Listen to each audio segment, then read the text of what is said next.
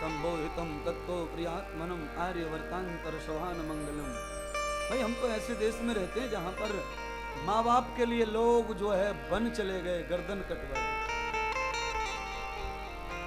राम जी के वंश में राजा मोरध्वज हुए, हरिश्चंद्र के वंश में उन्होंने विश्वामित्र की इच्छा पूरी करने के लिए अपने बच्चे को आरे से काट दिया। ऐसी दुनिया में हम रहते हैं, ऐसे देश में हम रहते हैं। इसलिए हमारी जो संस्कृति है उसे भूल हो गई, चूक हो गई, हम बिसर गए, भूल गए। उसके लिए ही मैं आया हूं मलकापुर में कथा लेकर। और मैं तो पूरे भारत में ही अलग जगा रहा हूं, आप सुनते रहते टेलीविजन पर। मैं नहीं चूकता बोलने चालने में। कारण अगर डॉक्टर ऑपरेशन करने में दुख दर्द अपने दिल में रखेगा तो भाई मरीज का रोग नहीं जाएगा। इसीलिए मैं कथा सुनाने से पहले आदमी को स्प्रिट कर देता हूं, जिससे वो दर्द को सहन कर ले। यानी थोड़ा ज्ञान देता हूं, थोड़ी समझ आप तक पहुंचाता हूं। सदा सर्वदा मूल भावम मेघ योगे न दुखम न सुख। सदा सुख नहीं रहता, सदा दुख नहीं रहता, ऐसा भागवत कह रही है। और सदा कोई व्यक्ति धर्मात्मा या पापी नहीं रहता। जो पापी रहते हैं वो समय आने पर सुधर जाते हैं, और जो बहुत धर्मात्मा रहते हैं वो भी कभी कभी बिगड़ जाते हैं। समय का नहीं भरोसा, कब कैसी गति करेगा। इसीलिए हमारे जीवन में समय कभी दुष्ट ना आए, दुष्ट ना आए, बुरा ना आए। उसके लिए हमें इस दुनिया के समय चक्र को पहचानने के लिए इस दुनिया को रचने वाले प्रभु का साथ करते रहना चाहिए, जो हमारे सामने कभी बुरा समय प्रस्तुत न करे।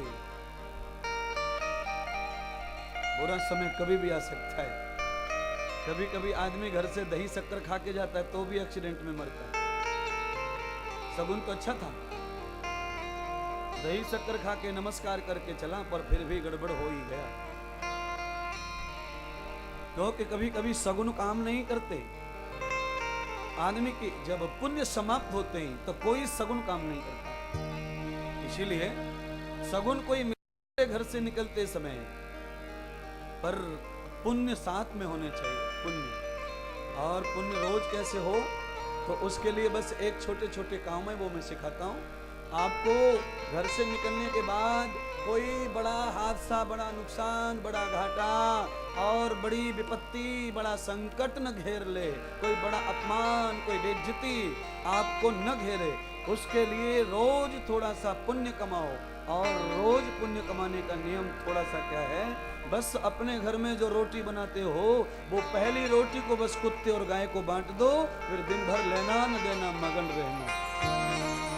अब बोलिए, तुम्हारे घर में रोटी तो रोज बचती है, छबरी में, डलिया में, पर बासी हो जाती है, फिर किस काम की। जो रोटी डलिया में शाम तक बची बची घूम रही है, खाने के बाद भी अगर भोजन बचा है घर में, तो वो भोजन तुम्हारी बेईमानी का है। वो भोजन तुमसे पहले खाने से पूर्व ही बच जाना चाहिए था। जो बचा घूम रहा है, ये दाल बच गई, ये सब्जी बच गई और फ्रिज में घुसेड़ दिया बचे कुचे को, हाँ, यही अपराध हो रहा है तुमसे।